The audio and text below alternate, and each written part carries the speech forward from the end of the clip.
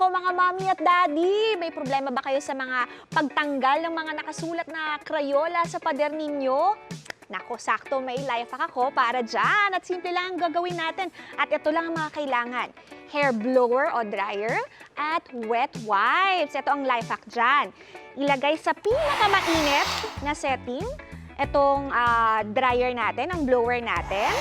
Tapos, kuna kayo ng wipes. Painitan, tapatan nyo lang. Ayan.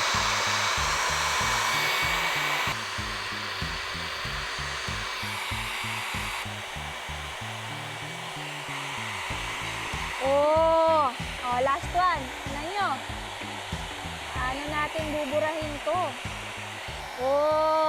Di ba? I believe! Yan na naman, our life hack queen strikes again. Oh, Napaka-useful niyan kasi syempre ako, may kids ako. Yung mga I-believers natin dyan, na may mga kids din sa bahay na syempre minsan hindi natin makontrol kung saan sila nagsusulat. Diba? Sa mga Correct. At furniture, saka, pader. yung mga, Magandang ano to. Yung ibang mga mommy at saka daddy, hindi nila alam na may mga ganito pala. No, kala natin hopeless na yung mga pader natin na sobrang daming crayons na sulat doon. Kahit Pero sa bahay exactly. namin dati, yung mga dati kong drawing, andun pa eh. o diba? So, ayan ang life hack para dyan siya. Oo Pwede nga mong eh. gayahin. Yun lang pala, blow dryer tsaka wet wipes. Mm-mm.